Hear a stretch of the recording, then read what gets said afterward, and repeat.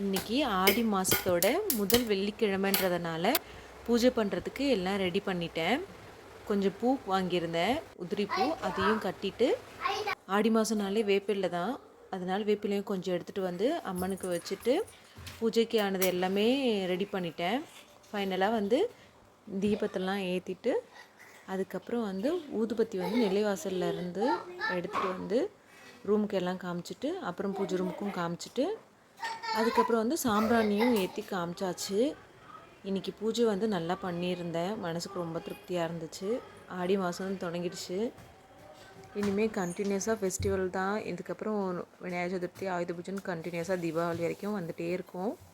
என் சின்ன பையன் எப்போ இந்த பூஜை முடியும், பூஜை முடிஞ்ச உடனே அந்த பாயசத்தை எடுத்து குடிக்கலான்ட்டு வெயிட்டிங்லேயே இருந்தான்.